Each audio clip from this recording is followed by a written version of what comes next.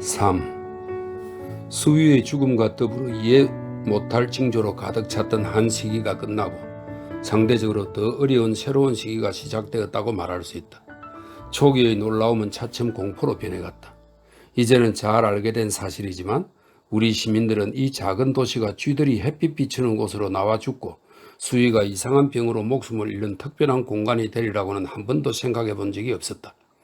그런 관점에서 보면 시민들은 잘못 생각하고 있었고 그들의 생각은 재검토되어야 했다.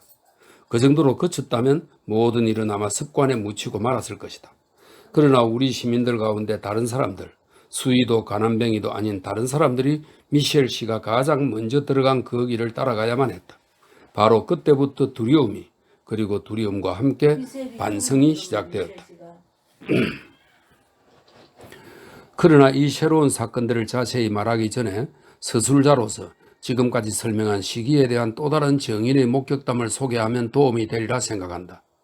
장타루는 이 이야기의 초반부에서 이미 만나본 인물로 몇 주 전 오랑에 정착한 이후 시내 중심가에 있는 큰 호텔에서 살고 있었다. 그는 여유있게 살 수 있을 만큼 수입이 넉넉한 듯 했다. 오랑시 사람들은 점차 그에게 익숙해졌지만 그가 어디서 왔고 왜 그곳에 있는지 말할 수 있는 사람은 아무도 없었다. 사람들은 공공장소 어디서나 그와 마주치곤 했다. 봄이 시작되면서 바닷가에서 그의 모습을 많이 볼 수 있었다. 그는 자주 수영을 했고 즐기는 기색이 역력했다. 호인인데다 항상 미소를 지었고 보통의 오락거리들을 다 좋아하면서도 그것이 노예가 되지는 않았다. 그의 일상적인 습관에 대해서는 사실 우리 도시에 적지 않게 살고 있는 스페인 무용수들과 악사들 집에 열심히 드나든다는 것 정도만 알려져 있었다. 어쨌든 그의 수첩들도 어려웠던 그 시기를 서술하고 있는 일종의 연대기라 할 수 있다. 그러나 그것은 무의미한 일들을 기록하기로 마음먹고 그대로 따른 듯한 매우 특별한 연대기였다. 언뜻 보면 타루가 사물이나 사람을 실제보다 작게 평가하려고 애쓰는 듯한 느낌을 받을 수도 있다. 요컨대 그 전반적인 혼란 속에서 그는 이야기거리가 되지 않는 것을 기록하려고 스스로 노력하고 있었다. 물론 그런 방침을 유감스럽게 여기고 마음이 메말라서 그런 게 아닐까 하고 의심할 수도 있다. 그러나 그 시기에 대한 연대기로서 그 수첩이 부차적이긴 하지만 나름대로 중요한 세부 사항들을 많이 알려주고 있다는 것도 부인할 수 없는 사실이다. 그리고 바로 그 이상한 특성 때문에 이 흥미로운 인물에 대해 사람들이 성급하게 판단하지 못하리라는 것도 분명한 사실이다. 장타로의 첫 메모는 그가 오랑에 도착한 날로 거슬러 올라간다. 그 메모는 그가 이렇게 추한 도시에서 살게 된 것에 이상하게 처음부터 매우 만족스러워했음을 보여준다. 그는 시청을 장식하고 있는 두 마리의 청동 사자상에 대해 자세히 묘사하고 나무가 없는 점, 볼품 없는 집들, 합리적이지 못한 도시계획에 대해서도 호의적으로 평가했다. 전차나 거리에서 들은 대화도 개인적인 논평 없이 적어놓았다. 더 나중의 일이긴 하지만 그 중에서 캉이라는 사람과 관련해 전차 차장 2명이 주고받은 대화를 듣고 예외적으로 논평을 적어놓은 것이 있다. 자네 캉을 잘 알지? 한 명이 물었다. 캉, 그 키 크고 검은 콧수염을 기른 사람 말이야? 맞아, 설로 변경 일을 했잖아. 그래, 그랬지. 그런데 그 사람이 죽었어. 저런? 언제? 쥐 때문에 난리가 난 후에. 그 참, 어쩌다 그랬대? 잘 모르겠어. 열병이었나 봐. 건강이 좋지 않았잖아. 겨드랑이에 종기가 나는데 견뎌내지 못한 거지. 다른 사람하고 별로 다른 점이 없어 보였는데. 아니야. 폐가 약한 데다 브라스밴드에서 연주를 했잖아. 계속 나팔을 불면 몸이 상하지. 아, 나중 사람이 대화를 마무리했다. 아플 때 나팔을 불면 안 되지. 이런 내용을 기록한 뒤 타루는 건강이 좋지 않을 것이 분명한데도 캉이 밴드에 들어간 이유는 무엇이며 일요일에 시가 행진을 하려고 생명까지 무릅쓰게 된 본질적인 동기는 무엇일까 자문했다. 그 다음으로 타루는 자기 방 창문의 맞은편 발코니에서 종종 벌어지는 어떤 광경에서 좋은 인상을 받은 듯 했다. 사실 그의 방 창문은 작은 뒷골목으로 향해 있었는데 고양이들이 그곳 담벼락의 그늘에서 낮잠을 자곤 했다.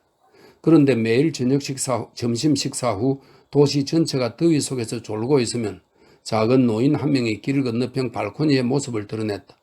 그는 백발을 단정하게 빗고 군대식으로 재단한 옷을 입고 있어서 꼿꼿하고 근엄해 보였는데 쌀쌀 맞으면서도 부드러운 목소리로 야옹아 야옹아 하고 고양이들을 불렀다. 고양이들은 졸음에 겨워 흐릿한 눈을 들었지만 아직 몸을 움직이지는 않았다. 노인이 종이를 잘게 찢어 골목에 뿌리면 고양이들은 흰 나비처럼 떨어지는 종이 조각에 이끌려 길 한가운데로 나와 마지막으로 떨어지는 종이 조각을 향해 머뭇거리며 한쪽 발을 내밀었다. 그러면 노인은 고양이를 향해 힘차고 정확하게 가래침을 뱉었고 가래침이 목포물에 맞으면 우스댔다. 마지막으로 타루는 도시의 외관과 활기, 심지어 쾌락까지도 상거래의 필요에 따라 주문된 것 같은 이 도시의 상업적 특성에 결정적으로 매혹된 것 같았다. 그는 이러한 특이성, 관로 속에 수첩에 사용하고 있는 용어다 이렇게 되어 있어요. 이러한 특이성을 높이 평가했고 그의 칭찬 중에는 심지어 드디어 라고 감탄사로 끝맺는 것도 있었다. 이 시기에 이 여행자의 기록에서 개인적 성격이 드러난 유일한 대목이 이것 같다. 다만 그 말이 의미하는 바나 진지한 정도를 판단하기는 어려웠다.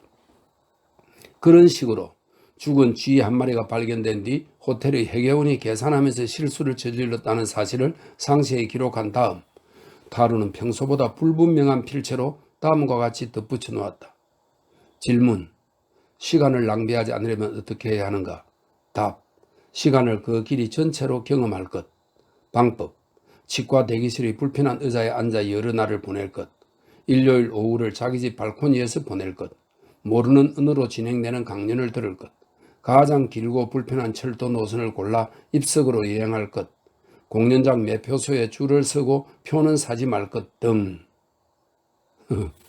그러나 말이나 생각이 이처럼 주제에서 벗어났다가도 곧바로 우리 도시에서 운행되는 전차를 상세히 묘사하는 것부터 시작해 전차의 모양이 조각배 같고 색깔은 애매하며 대개는 더럽다는 사실을 수첩에 기록하고는 주목할 만한 일이다 라는 표현으로 관찰을 끝맺고 있다.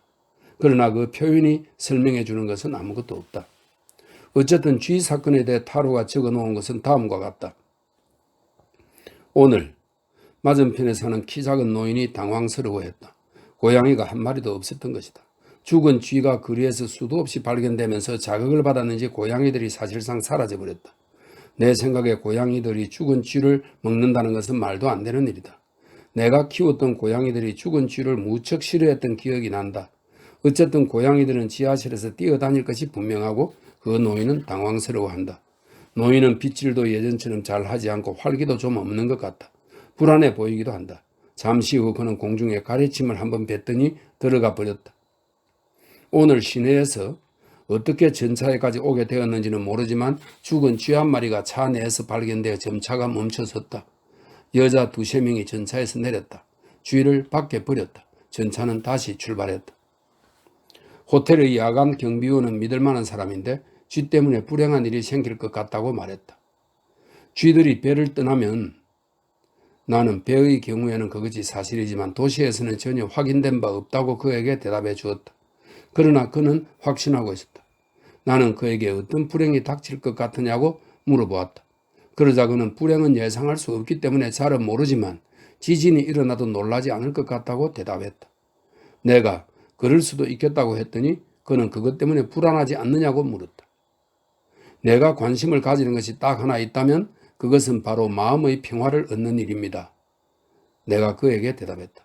그는 무슨 말인지 잘 안다고 했다. 호텔 식당에 매우 흥미로운 가족이 있다. 아버지는 키가 크고 야위였으며 깃이 빳빳한 검은 정장 차림이다. 머리 가운데가 벗어졌고 좌우에 잿빛 머리카락이 한 움큼씩 남아있다. 두 눈이 작고 둥글며 눈초리가 날카롭고 코는 좁은 데다 입을 다물고 있어서 잘 훈련받은 올빼미 같은 인상이다. 그는 언제나 식당 문 앞에 제일 먼저 와서 옆으로 비껴서서는 까만 생쥐같이 생긴 자그마한 아내를 들여보내고 그 다음에 재주 부리는 개처럼 차려입은 아들, 딸과 함께 뒤따라 들어선다. 식탁에 이르면 아내가 앉기를 기다렸다가 자기도 앉는다. 그러고 나면 두 강아지도 의자에 앉을 수 있다. 그는 아내와 아이들에게 존댓말을 쓴다. 아내에게는 예의 바르지만 가시돋친 말을 하고 자식들에게는 단호하게 말한다. 니콜, 극도로 불쾌하게 행동하는군요. 그러면 딸아이는 눈물을 글썽인다. 마땅히 그래야 하는 것처럼. 오늘 아침에 들이 쥐 사건으로 매우 흥분해 있었다. 그래서 식탁에서 그 이야기를 하고 싶어 했다. 식탁에서 쥐 이야기 하는 거 아니에요. 필리프. 앞으로 그런 이야기는 절대로 입 밖에 내지 않도록 해요. 아버지 말씀이 옳아요. 까만 생쥐가 말했다. 두 강아지는 음식에 코를 박았고 올빼미가 고맙다는 고갯짓을 했지만 별다른 의미가 있는 것은 아니었다.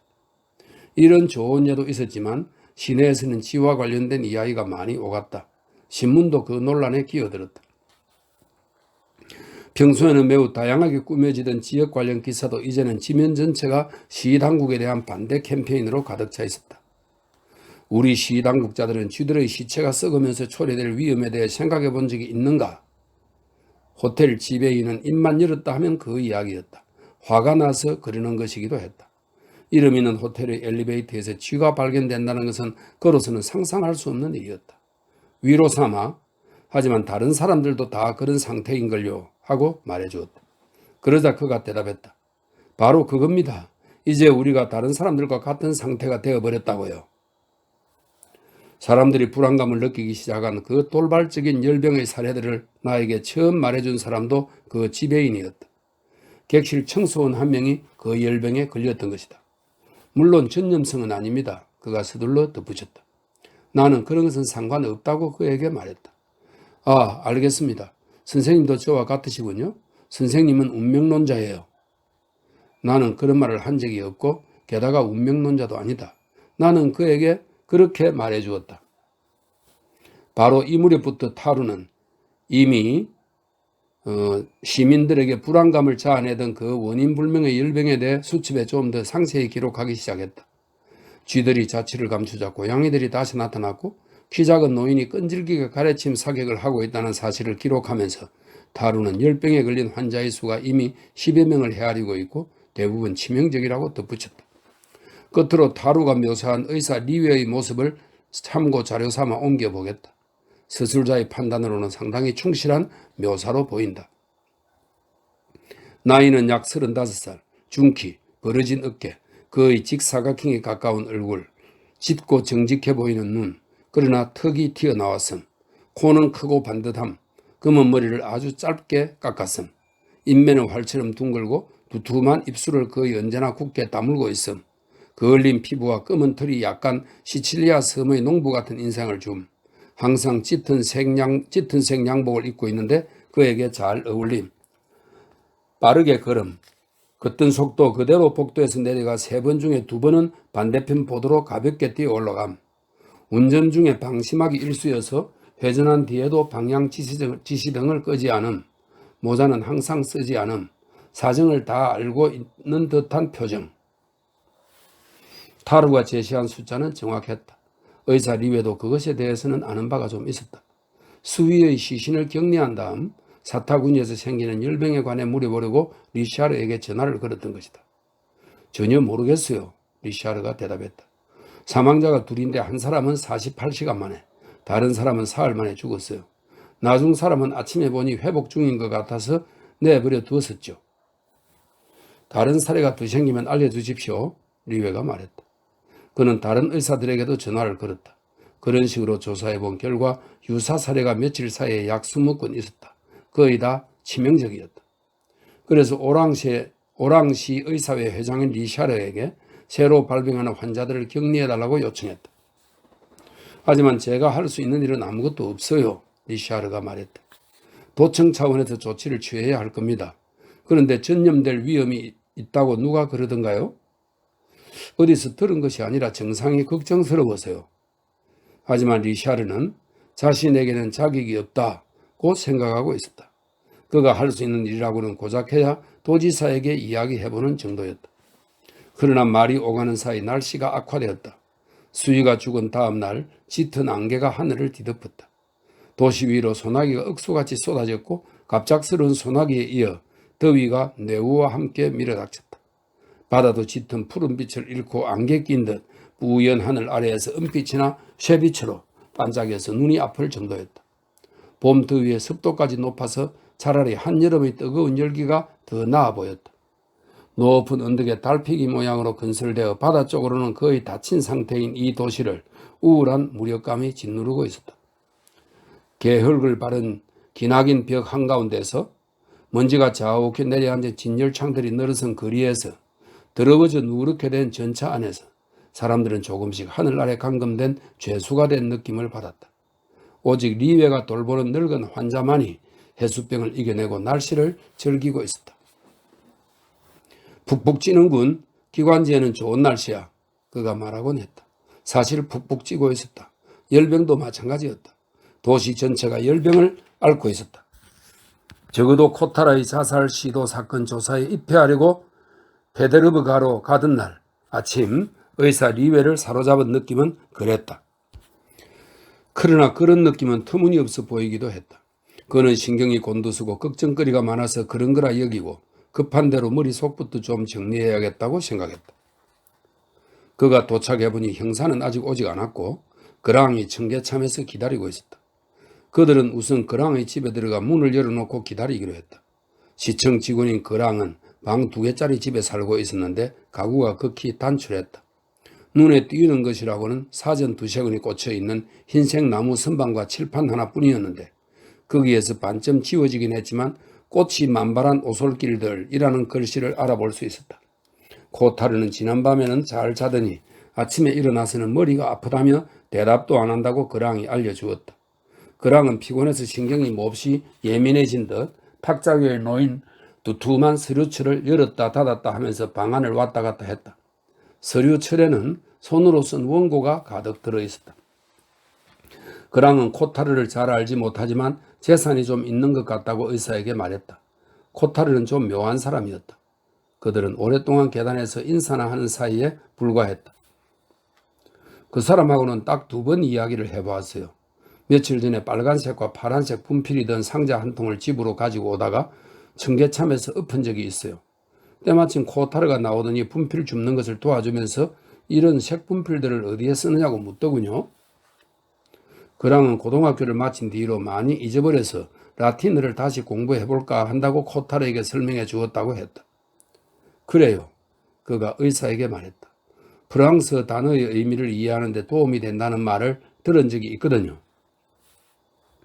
그래서 칠판에 라틴어 단어를 적어놓고 격변화와 활용 법칙에 따라 변화하는 부분은 파란색 분필로, 변화하지 않는 부분은 빨간색 분필로 다시 베껴 써보곤 했던 것이다. 코타르가 제 말을 제대로 알아들었는지는 잘 모르지만 흥미가 생겼는지 빨간색 분필을 하나 달라고 하더군요.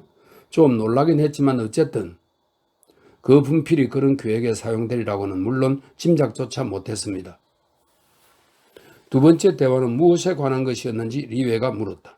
그런데 그때 형사가 서기를 데리고 와서 먼저 그랑의 진술을 듣고 싶다고 했다. 의사는 그랑이 코타르에 대해 말할 때 항상 절망한 사람으로 지칭한다는 것을 알게 되었다. 심지어 한 번은 숙명적 결단이라는 표현까지 사용했다. 그들은 자살 시도 동기에 대해 의견을 주고받았는데 그랑은 의위를 선택하는 데 극도로 신경을 썼다. 결국 내적 슬픔이라는 표현을 선택하기로 했다. 형사는 코타르의 태도에서 결심이라고 이름 붙인 그 행동을 할 기미 같은 것은 보이지 않았는지 물었다. 그랑이 말했다.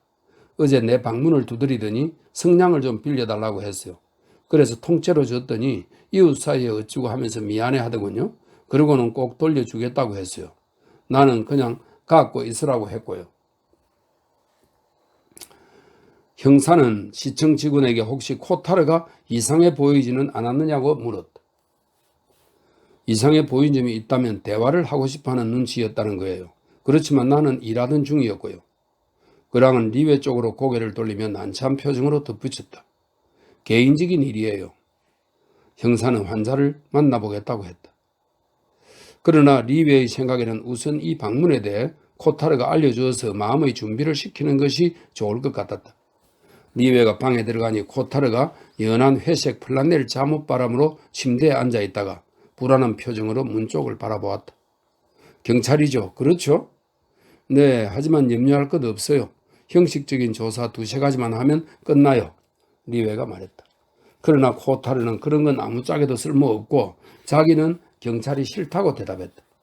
리웨가 좀 언짢은 기색을 드러냈다. 나도 경찰을 좋아하지 않아요.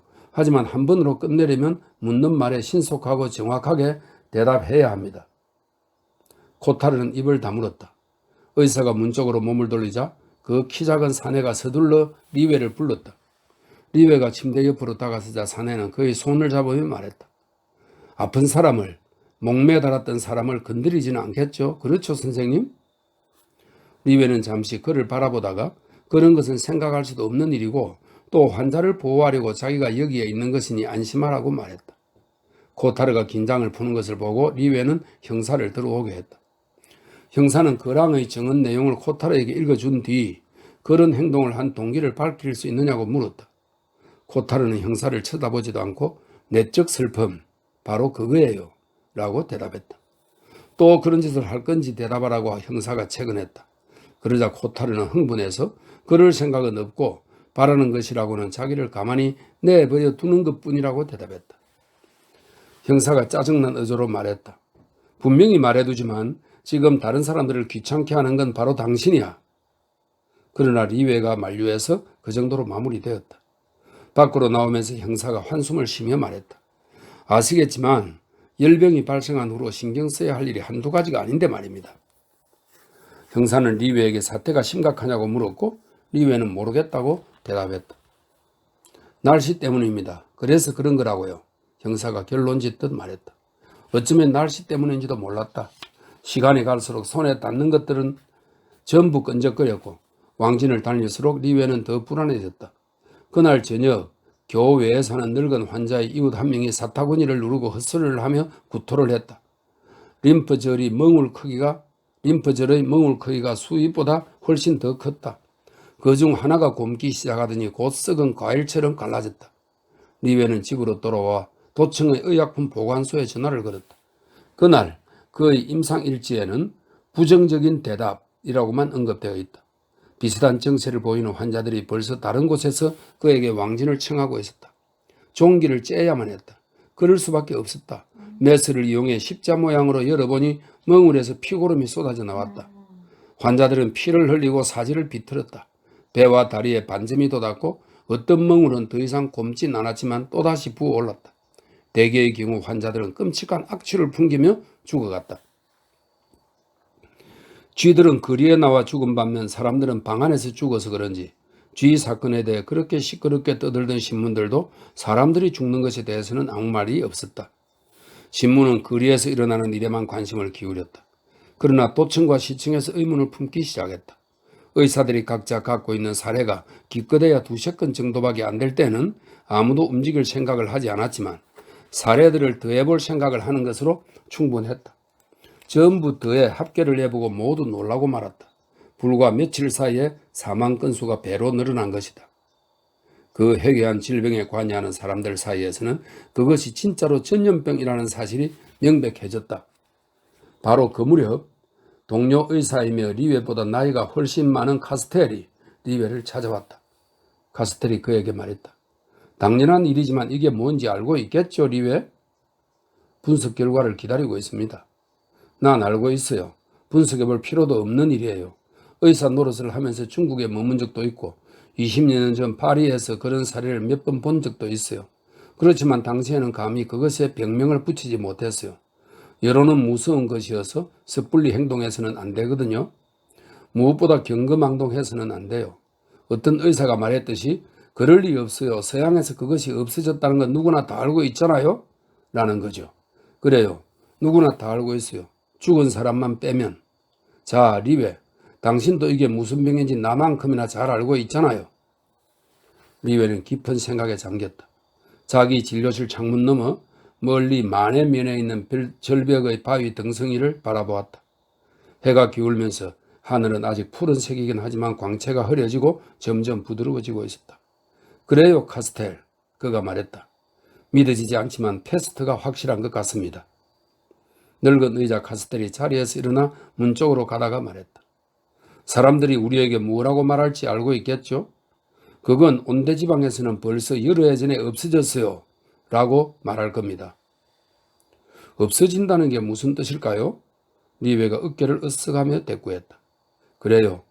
파리에서도 약 20년밖에 안 된 일이란 걸 잊지 마세요. 알겠습니다. 그때보다 심하지 않기를 바라야겠군요. 정말이지, 그렇지만 정말 믿을 수 없는 일이에요. 4. 패스트라는 단어가 이제 막 처음으로 언급되었다. 이 대목에서 베르나르 리베가 자기 진료실 창문 앞에서 주저하고 놀란 듯한 태도를 보인 것에 대해 서술자로서 설명을 좀 하려 하니 허락해 주기 바란다. 왜냐하면 미묘한 차이는 있지만 대부분의 시민들도 그와 비슷한 반응을 보였기 때문이다. 사실 재앙은 누구나 다 겪는 것인데도 그것이 자기에게 닥치면 여간해서는 믿지 못하게 된다. 이 세상에는 전쟁만큼이나 패스트도 많이 발생했다. 그러나 패스트나 전쟁이 발생하면 사람들은 언제나 속수무책이었다. 의사 리웨도 다른 시민들과 마찬가지로 아무 대책이 없었다. 그의 망설임은 그렇게 이해해야 한다. 그가 불안한 마음과 믿음을 동시에 갖고 있었던 것도 마찬가지로 그렇게 이해해야 한다. 전쟁이 일어나면 사람들은 오래 안 갈 거야. 너무 어리석은 짓이야. 라고 말한다. 전쟁이 어리석다는 것은 두말할 필요도 없다. 그렇다고 해서 전쟁이 금방 끝나는 것은 아니다. 어리석음은 여전히 계속되고 있다. 만약 사람들이 항상 자기만 생각하지 않는다면 그 사실을 깨달을 수 있었을지도 모른다.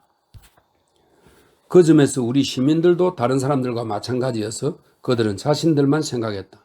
다시 말해 재앙을 믿지 않는다는 점에서 그들은 인본주의자들이었다. 재앙은 인간의 척도로 이해되지 않는다. 그래서 인간들은 재앙을 비현실적인 것, 곧 지나가 버릴 악몽에 불과한 것으로 여긴다. 재앙이 지나가 버릴 때도 있지만 항상 그런 것은 아니다. 악몽에서 악몽으로 이어지는 가운데 사라지는 쪽은 사람들, 누구보다도 인본주의자들이다. 왜냐하면 그들은 미리 대비하지 않았기 때문이다. 우리 시민들이 다른 사람들보다 더 잘못한 것도 아니었다. 그들은 겸손해야 한다는 것을 잊고 있었을 뿐이다. 그리고 자기들에게는 여전히 모든 것이 가능하다고 생각하고 있었다. 그 생각은 재앙이 일어날 수 없다는 것을 전제로 하고 있었다. 그들은 계속 사업을 했고 여행 준비를 했고 제각기 의견을 갖고 있었다. 미래와 여행, 토론을 금지하는 패스트를 그들이 어떻게 상상할 수 있었겠는가? 그들은 자유롭다고 믿었지만 재앙이 존재하는 한 그 누구도 결코 자유로울 수 없을 것이다. 소수이긴 하지만 패스트 환자가 여기저기서 발생하고 또 예기치 않게 사망한 사실을 동료 앞에서 인정한 뒤에도 리웨는 그 위험을 현실로 받아들일 수 없었다. 다만 직업이 의사이다 보면 고통에 대해 나름대로 생각을 하게 되고 좀 더 풍부한 상상력을 지니게 되는 법이다. 아무것도 변하지 않은 창밖의 도시를 바라보면서 리웨는 불안이라는 이름의 미래 앞에서 가벼운 구토증이 생기는 것을 얼핏 느꼈다. 그 병에 대해 알고 있는 것들을 머릿속에 모아보려고 애썼다. 숫자들이 그의 기억 속을 떠다녔다. 역사에 기록될 정도로 규모가 컸던 30여 차례의 패스트로 인해 1억 명에 가까운 사망자가 발생했다는데 생각이 미쳤다. 그러나 1억 명의 사망자가 과연 무슨 의미란 말인가? 전쟁을 할 때 사망자 한 명이 어떤 의미를 지니는지는 거의 잊히기 마련이다. 그리고 사망자는 죽은 모습을 눈으로 직접 보았을 때만 실감이 나는 법이어서 오랜 역사에 걸쳐 여기저기 흩어져 있는 1억 명의 죽음이란 상상 속에서는 한 줄기 연기에 불과할 뿐이다. 하루 동안 희생자가 1만 명이 발생했다고? 포르코피우스가 전한 바 있는 콘스탄티노플의 패스트가 기억났다. 1만 명이라면 커다란 극장에 입장한 관객의 5배에 해당하는 수다. 극장 5곳에서 나오는 사람들을 시내의 큰 광장으로 데려간 다음 모두 죽여서 무더기로 쌓아놓는다는 식으로 상상해보면 좀 명확하게 이해할 수 있을 것이다. 그렇게 하면 적어도 그 이름 모를 시체 더미 위에 낯익은 얼굴을 올려놓을 수 있을 것이다. 물론 실현할 수 있는 일은 아니다. 또 10,000명씩이나 알고 있는 사람이 누가 있겠는가? 더구나 프로코피우스 같은 옛날 역사가들이 수를 셀 줄 모른다는 건 널리 알려진 사실이다. 70년 전 중국 광동에서는 주민에게 재앙이 퍼지기 전 4만 마리의 쥐가 패스트에 걸려 죽었다. 그러나 1871년에는 쥐의 수를 셀 수 있는 방법이 없었다. 근사치로 대충 계산해서 오차가 생겼을 가능성이 매우 크다. 그렇지만 쥐 한 마리의 몸무게가 30cm라고 몸 길이가 30cm라고 할 때 4만 마리를 이어 놓으면 의사는 초조해졌다. 지금까지는 되는 대로 내버려 두었는데 그래서는 안 될 것 같았다. 몇 가지 사례만 보고 전염병이라고 단정 지을 수는 없고 예방책을 잘 세우면 그것으로 충분하겠지. 알고 있는 사실들에 집중해야 했다.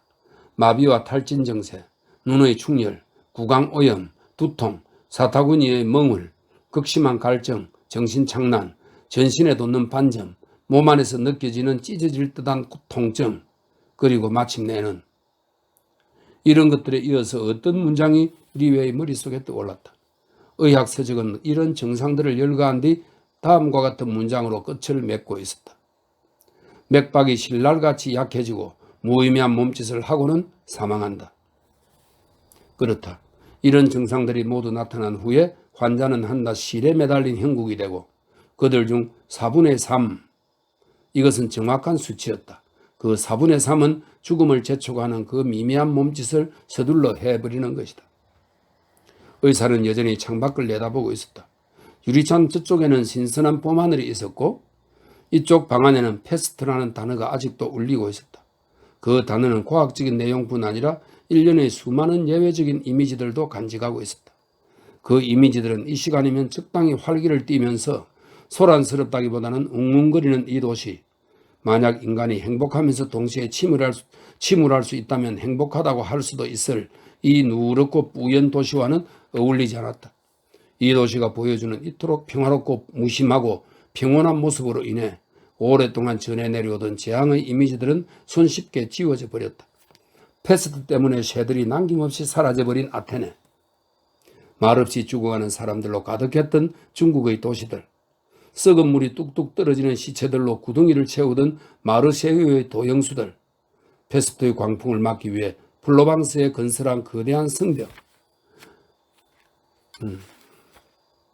야파시와 그곳의 끔찍한 거지들, 콘스탄티노플 병원의 맨땅에 가져다 놓은 축축하게 젖은 채 썩어 있는 침대들, 환자들을 갈고리로 찍어 끌어내는 모습, 패스트 절정기에 벌어지던 마스크 쓴 의사들의 카니발, 산 사람들이 밀라노의 공동묘지에서 벌이던 성교, 공포에 질린 런던의 시체 운반 수레들, 그리고 도처에서 끝도 없이 질러대는 비명들로 가득했던 밤과 낮, 아니 이 모든 이미지들은 아직 이 한나절의 평화로움을 없앨 만큼 강력하지는 않았다.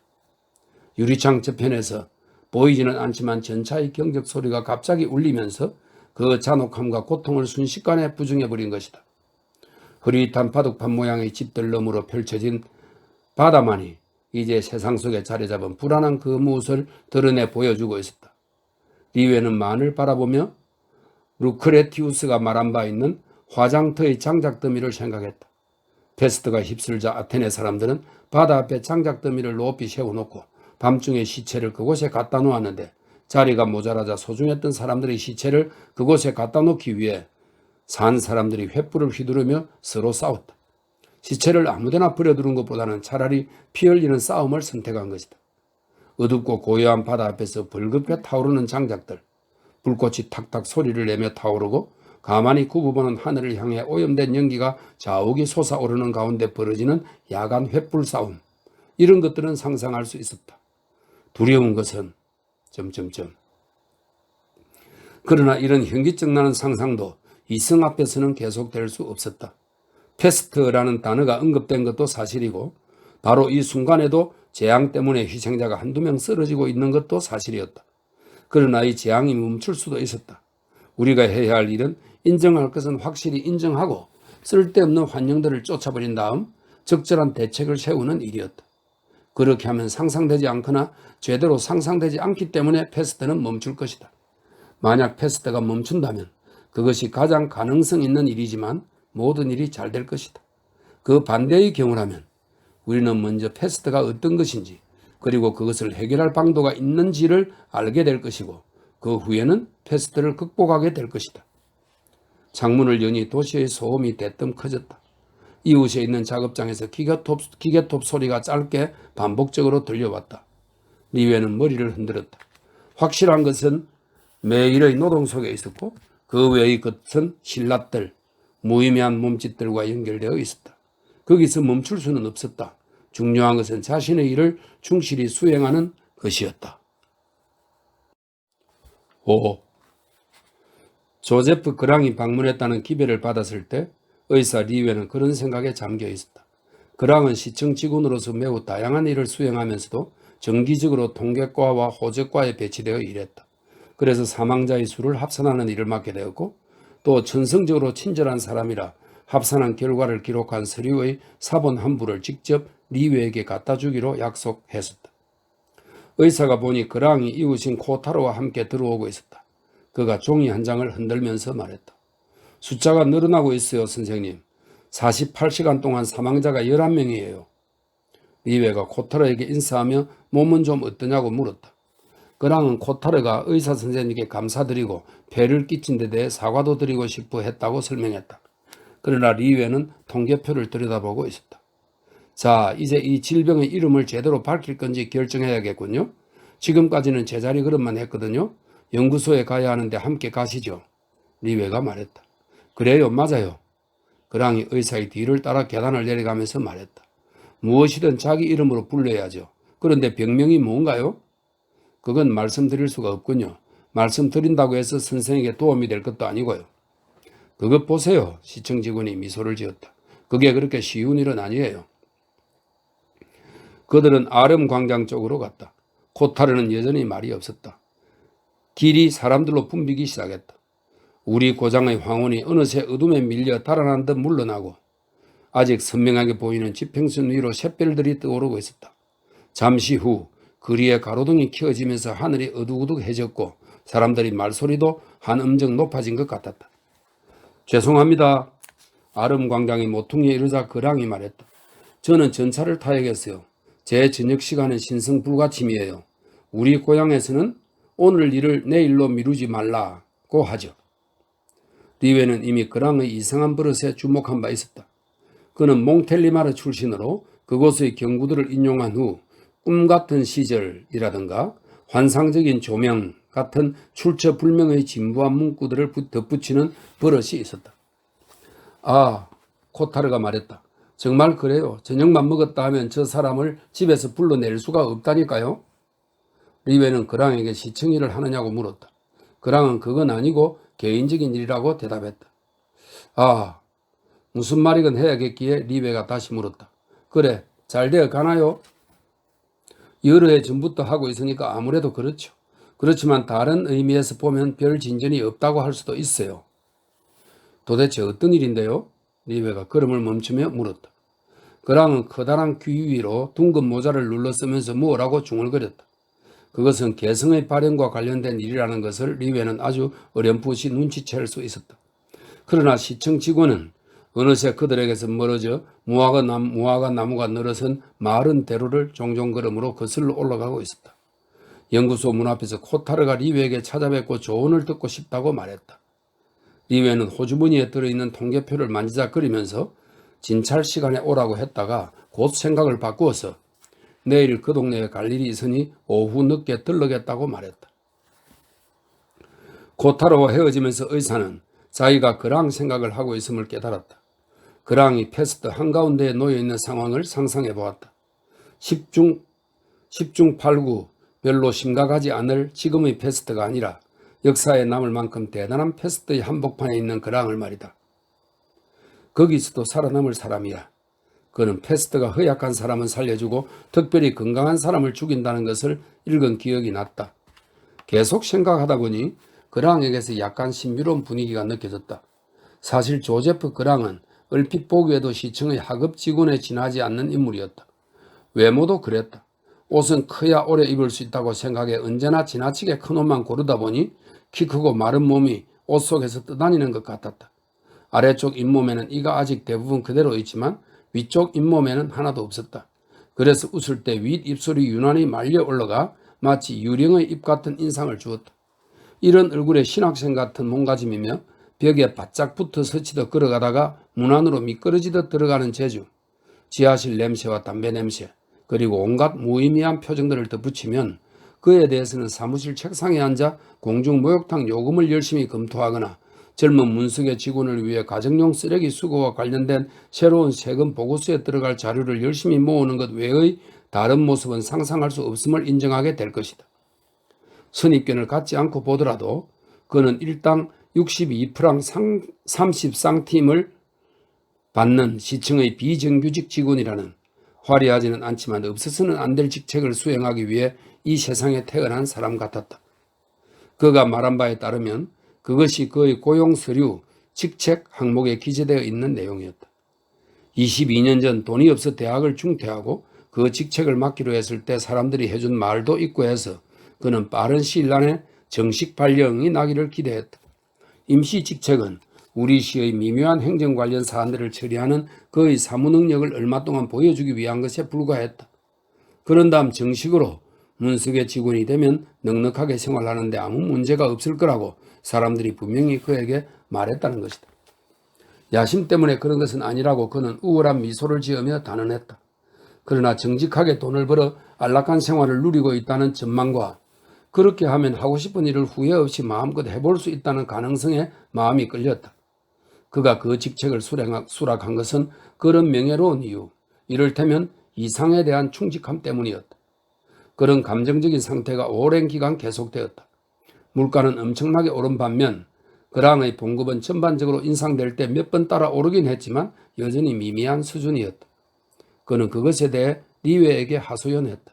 하지만 알아주는 사람이 아무도 없는 것 같았다. 그랑의 특이한 점 또는 적어도 그의 특징 중 하나가 바로 그것이었다. 사실 자신도 확신하지 못하니 그 권리를 내세우지는 못하더라도 적어도 약속받은 부분에 대해서는 강조할 수 있지 않을까.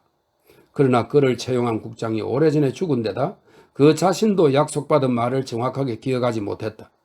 요컨대 조제프 그랑은 자신의 입장을 표현할 적절한 단어를 찾아내지 못했다. 리웨도 주목했던 사실이지만 그것이 우리의 시민 그랑의 면모를 가장 잘 보여주는 특징이었다. 청원서를 쓰거나 아니면 상황에 따라 청탁이라도 해야 했는데 한 번도 그러지 못한 것도 실제로는 그런 특징 때문이었다. 그의 말에 따르면 권리라는 용어는 그 권리를 확신하지 못해서 사용할 수 없었고 약속이라는 용어는 마치 자기 몫을 요구하는 것 같고 결과적으로 자신이 맡고 있는 보잘것없는 직책과는 어울리지 않게 무례한 면이 있는 것 같아서 사용할 수 없었다. 또한 호의, 청원, 감사와 같은 용어들은 개인적으로 자존심이 상해서 사용하지 못했다. 이렇듯 적절한 용어가 생각나지 않은 까닭에 우리의 시민은 나이가 지긋해질 때까지 그 보잘것없는 직책을 계속 수행하게 되었다. 게다가 이것도 그가 의사 리웨에게 한 말이지만 생활비는 수입에 맞추면 되니 어쨌든 생계비는 충분히 확보된다는 것을 살다 보니 깨달았다. 그리하여 그는 우리 시장이 즐겨 쓰는 말이 적절하다는 사실을 인정하기에 이르렀다.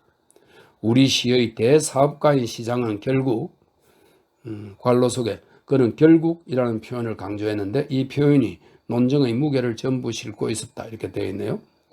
그 시장은 결국 그러니까 결국 굶어 죽는 사람을 지금까지 한 번도 본 적이 없다고 힘주어 말했던 것이다. 어쨌든 조제프 그랑은 그의 고행에 가까운 생활을 함으로써 결국 물질에 대한 근심에서 해방될 수 있었다. 그러나 그는 여전히 적절한 단어를 찾고 있었다. 어떤 의미에서 보면 그의 생활은 모범적이라고 할 수 있었다. 그는 선의에서 나오는 용기를 여전히 간직하고 있는 인물이었는데 그런 인물은 우리 도시는 물론이고 다른 곳에도 흔치 않았다. 그리 많지는 않지만 그가 자신에 관해 털어놓은 내용을 보면 사실 오늘날에는 거의 찾아볼 수 없는 선의와 애착이 엿보였다. 그는 자신에게 남아있는 유일한 혈육이며 2년에 한 번씩 프랑스에 가서 만나는 누이와 조카들을 사랑한다는 사실을 부끄러워하지 않고 시인했다. 자신이 아직 젊었을 때 부모님이 돌아가셨는데 그 생각을 하면 슬퍼진다는 것도 인정했다. 또 오후 5시쯤 자기 동네에 부드럽게 울리는 종소리를 듣는 것을 무엇보다 좋아한다는 것도 부정하지 않았다. 그러나 그런 단순한 감정을 표현하기 위해 사소한 단어 하나를 골라내는 것도 그에게는 무척이나 힘든 일이었다. 이 어려움이 결국 그의 가장 큰 근심거리였다. 아, 선생님, 나 자신을 잘 표현하는 방법을 배울 수 있으면 좋겠어요. 그는 리웨를 만날 때마다 이렇게 말하곤 했다.